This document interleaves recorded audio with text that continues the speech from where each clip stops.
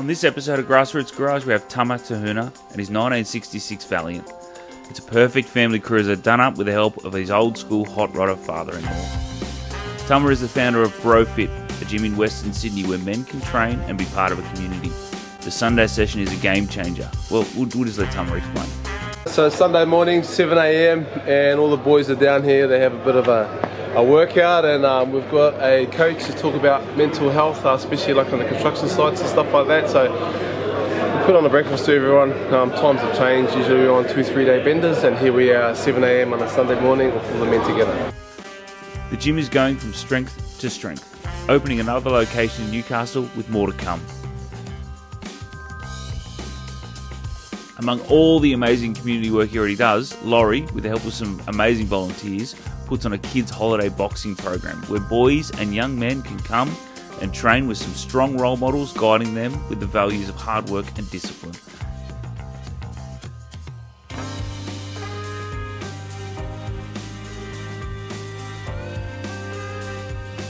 I attend as many Sunday sessions as I can, and I would encourage anyone in Western Sydney to come down. It's a welcoming community and you train at your level of fitness.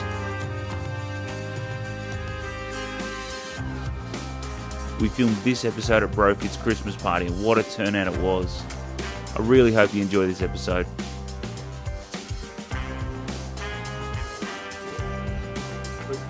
Thanks, guys. Hey, coming on the breakfast at the front, stands on the stand, white pigs on the barbecue.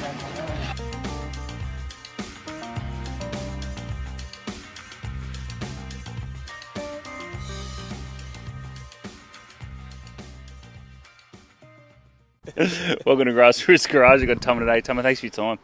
Thank you. Mate, tell us about your car. Yeah, so it's a 1966 AP6 Valiant, and I bought it from a bloke up in Foster about 2 years ago. Needed a bit of panel work done. I just done patch-up jobs just so I could keep the original paint. And yeah, I've done a couple of small things to it. Done like the exhaust and put some extractors on it, and got it tuned, and put some new wheels on it, and yeah. It drives nice, and I love it. I take it out, try and get out every Sunday. Take my kids for a spin, and then bring it down to the gym when we have these car days going on. Yeah, didn't we have a day today? Yeah, wow. I think it sounds all right. But it's got a bit of a mild cam. I think it sounds all right until you bring it here, and then all these big blowing V8s rock up. You can't even hear the bloody thing. But and that big boat you had out the back here. Yeah, I think half of Penrith heard that thing.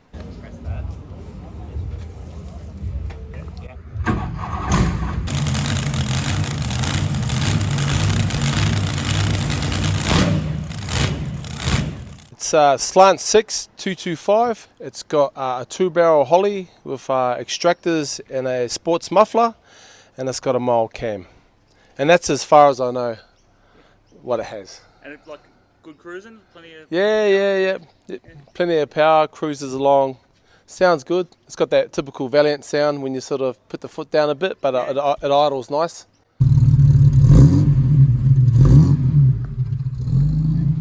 Yes. Yeah, the Valiant. It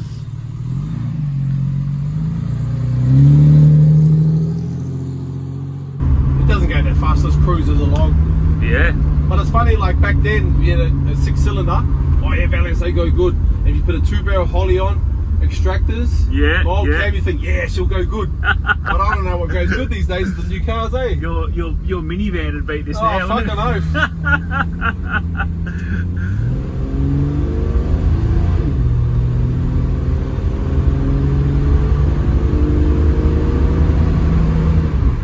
Mate, that's all you need. Yeah, that's all you need. Cruiser. Yeah. Not like those other cars this morning, eh? But, oh man.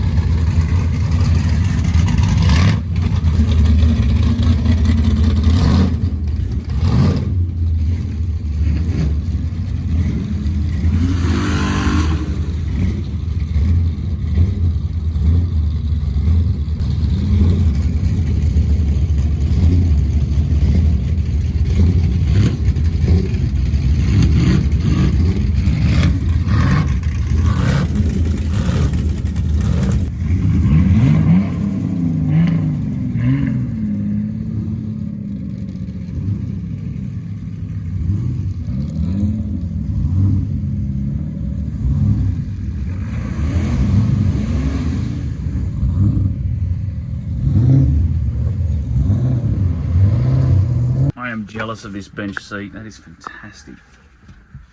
Absolutely perfect.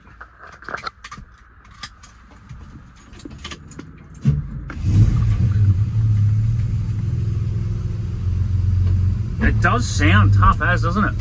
Yeah. It's it's only got a mild cam, but you can hear it, you know. Yeah. And I got the bro Woody next door, hooked me up. We put the distractors on. I think it's got a 2.5 inch exhaust, and with I think it's a SS, so a sports muffler. So yeah. But yeah, a couple of people who I've always loved cars. In my older days, when I was younger, I had cars because I was a saver and stuff. But in my 20s and that, didn't have cars because I basically had no money. But I've always had a love and passion for cars. And my dad has always got me into Valiants and V8s and that. When I was younger, he'd always work out. I'll earn the cash, and then he'll help me find a car, and then he'll buy a car, then I'll float it to me. And so, but the big inspiration in my life at the moment is my father-in-law Glenn. He's a hot rodder from back in the days. He still is now. He's rebuilding a 32 Ford pickup that will be ready next year. It's like his family tradition to go to the Valor hot rod run, so it should be ready for the Valor hot rod run next year. And also he's got a 32 Ford Roadster. Oh wow! That's a beautiful car that he's always had since he was young. So yeah, and also too, when I came from New Zealand to Australia, and I had a job laying bricks. He's a good mentor of mine, Rick McGavigan. He's always raced at Eastern Creek. He had 9-second street cars, so he's always helped us with cars and inspired me to have fast cars and all that. But as I said, didn't really have money to afford it. So I've finally got myself a car. So yeah. Very good.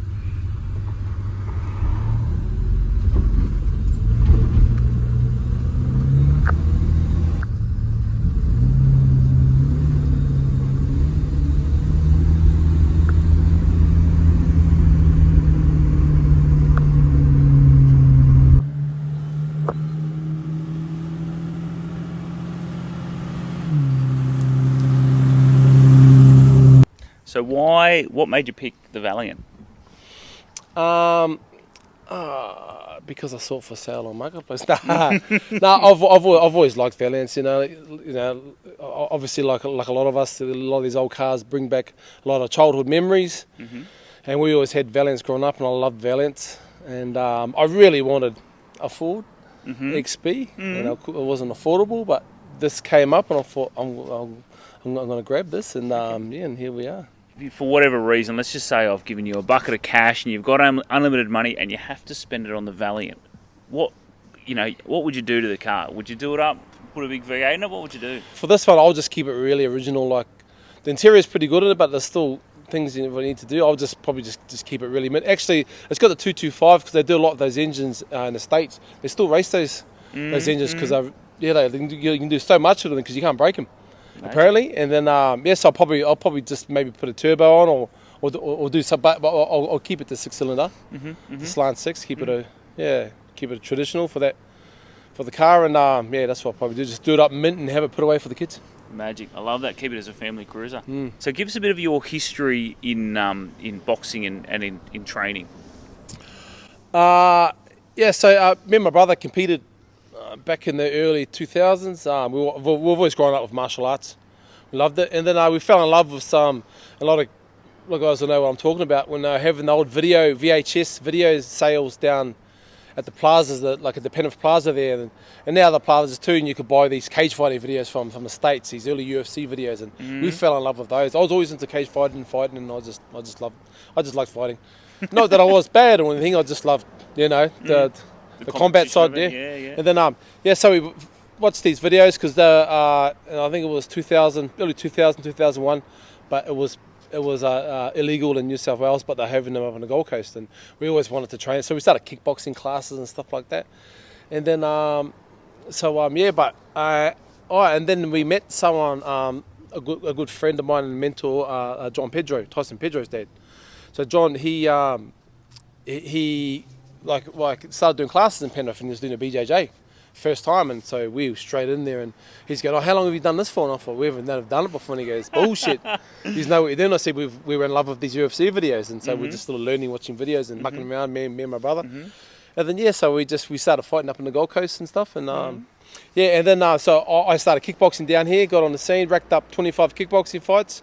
My brother was on the scene doing MMA and stuff, and then I branched into the MMA later on. Had 5 of those fights, and I was amateur kickboxer but turned pro when I was fighting in cage. And then but my brother, then I was got to the scene. My brother just got really, really good, and then got to that experience pro level, and then just started kicking everyone's ass. And I was like, I remember sitting down one day and I said, "Jamie, you could do this full time. You could be in the UFC. I truly believe it. You should do it." So he's going, "Oh, okay." So because in saying that, there was this one fight he had, and he fought this bloke up in the Gold Coast, really good fighter. He was on the scene, knocking everyone out, and so he was matched up with Jamie. I was a bit nervous about this one because I don't think I would have been able to take him, So as my little brother was fighting this guy, I'm like, "Oh fuck," make or break sort of thing. And then like Jamie just blitzed him, picked him up, slammed him, choked him out, and then won the fight. So after that fight, my mind was set that you can do this for a career. So then. So got on the scene, started winning, had 6, 7 straight wins, and then the UFC came to Australia for the first time, and then and then we hooked up for manager, and then got him in, got to sign a contract, and then here we were, and then then just fighting in the UFC, and then that's how we sort of got into it. Magic. And then tell us about BroFIT. So BroFIT, so it's just a space for the boys, Like it got offered to us. There was a gym that was closed down. I said, "Do you want to take this over?" And I was like, "Oh, not really." So there needs to be a space for men because a lot of men are sort of suffering these days. And we all say it, but it is a thing. And then so we're just taking action on it. We've always been around. Mental health is pretty big in our family. We've had a lot of people who sort of suffer from that and brought up around it. And so it is a thing. And you got to respect it, and you've got to learn about it. You got to be aware about it. And like too many guys are taking these lives these days, and you sort of don't really know too much about it until someone does that's close to you, and then you realise, oh shit, this is real, but it's too late. So we made it men only. We implemented our boxing into it. Boxing is more easier on older age men these days rather than wrestling and kicking and all that sort of stuff. And we do the HIT circuit sessions. And put that together, as well as on a mental health side of it, and all exercise is good for mental health, but we try to encourage, but we're getting men to talk more. We're not in here crying, holding hands and all that sort of stuff. But we're in here we get guest speakers just to talk about your mindsets, awareness, when someone's struggling, steps to do, because sometimes you don't know. And just make it a thing where it's normal, trying to normalise, like talking about it as a thing, and it's not a weakness. It's still out there that guys don't speak because they don't want to sound like they're weak. But I said, but everyone goes through it, and if you haven't gone through it, it's just a matter of time. It'll come, trust me. Yeah. So I'm trying to normalise speaking and reaching out and stuff. Is what we're doing, and half the guys in here are ex-fighters anyway, so there's nothing weak about that.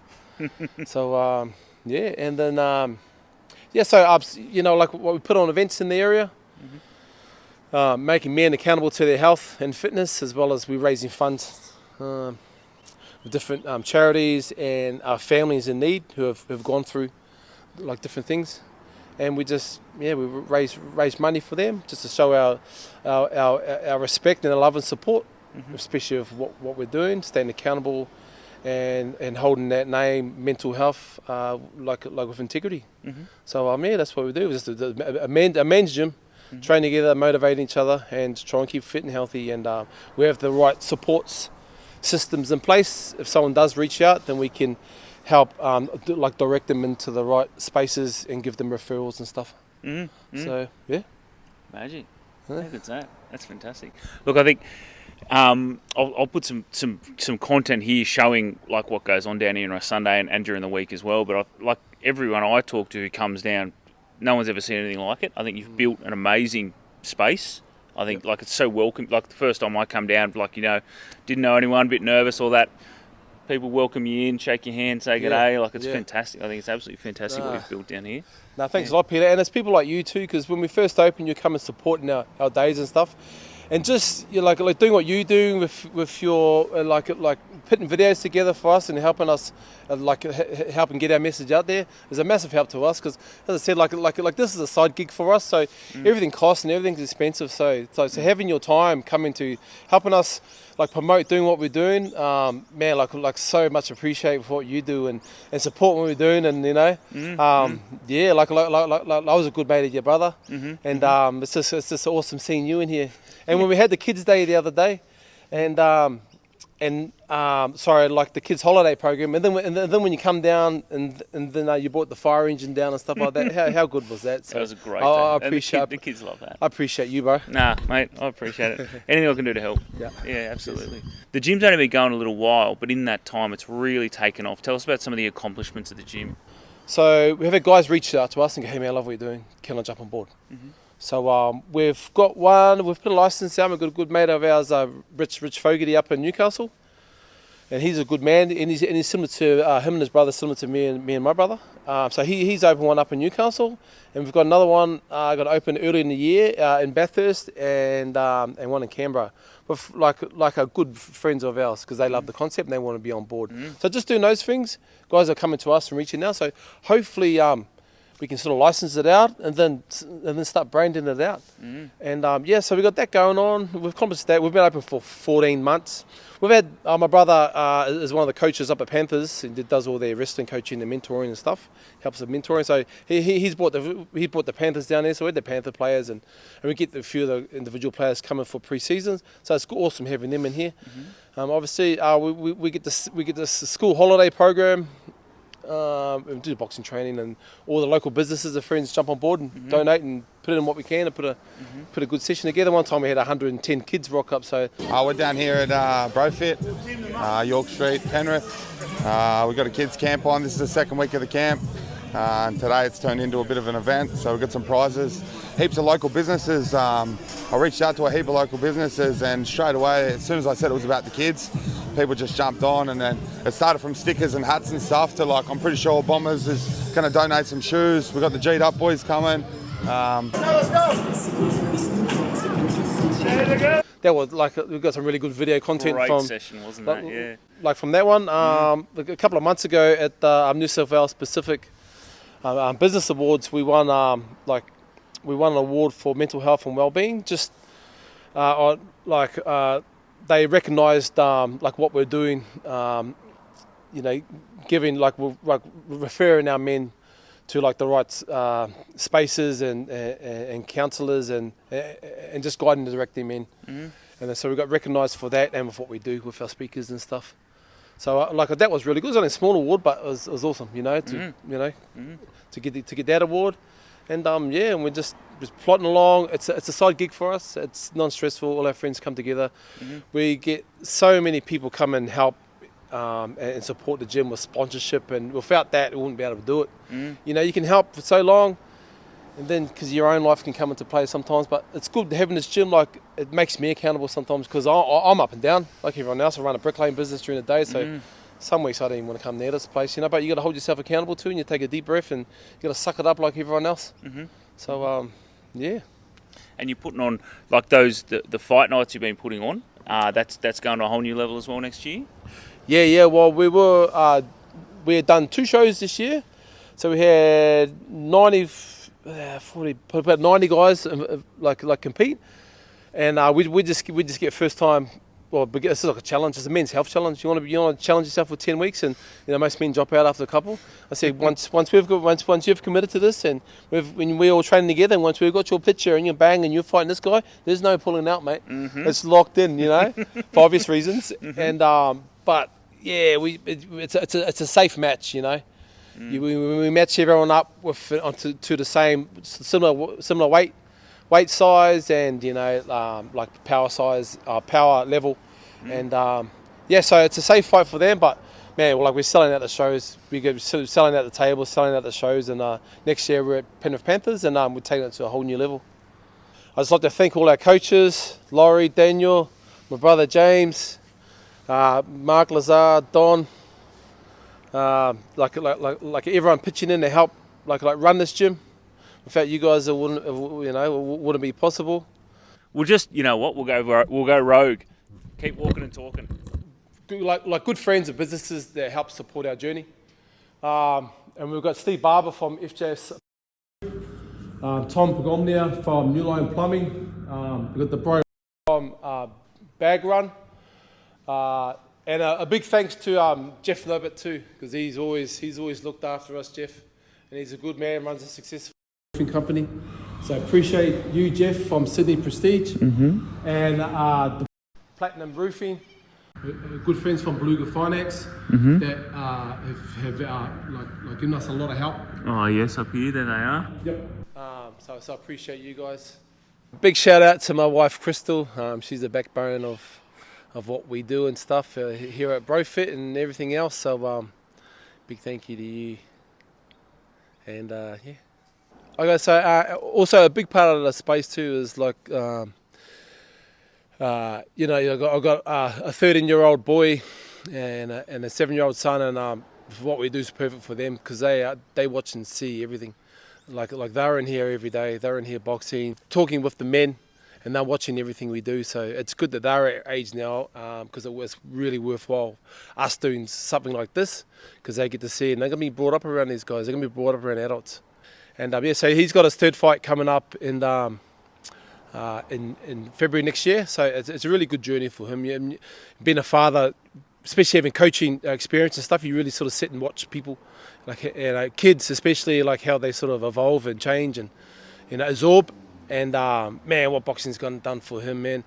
It really helps teenagers, especially with their emotions, how to handle their emotions, deal with their emotions, fight those adversities, and they're getting mentored all the time. When they first go through the process of boxing, they're like the cop in hiding. They get in hiding, and then it takes a few months to get through that. But he's just got over that stage, and he can go toe to toe with a lot of guys and take shots and all that sort of stuff, which is similar to life, and he handles it really well at a young age. So it's a really good sport for the teenage boys especially. And like with BroFIT, that's our specialty, is teaching boxing, especially of the youth. Like we're going to do a big year of youth next year. We're really upped our youth boxing program, and we're putting like the ages of 12 years and up into competitive boxing. So yeah. So if you have a young son, I strongly suggest you get on BroFIT's Facebook page. Keep an eye out for those kids' holiday clubs. I have never seen that many young men and boys sit in silence when Lawry's talking to them. You'll never see 100 like the rough and tumble boys. Yeah. They are silent when Lawry's talking to them. You will listen a lot, and I love that. When he speaks, it's like he's growling you at the same, like you're getting told off at the same time. So he's really good at that. It's a deep, loud voice he's got. It's like you're getting told off, but it works. Yeah. And they're learning discipline. They're learning hard work. They've got great role models down here. Yep. So I'd strongly suggest if you've got sons and you're in Western Sydney, jump on, have a look and join those kids' holiday club. And yourself, if you're watching this, Sunday mornings, get down here, come down. I guarantee, drag yourself down here. You will finish that class on a high. Everyone's super welcoming and you'll love it. So I strongly suggest anyone around, no matter your level, you train to your level of fitness, So I'd really encourage anyone to come down on a Sunday morning and train because it's fantastic and it's I really enjoy it. Yeah. All right, so that's it for this episode of Grassroots Garage. Tama, you're a legend. Thanks so much for your time. Thank you. Cheers. Appreciate you, bro. Perfect. Nailed it, man.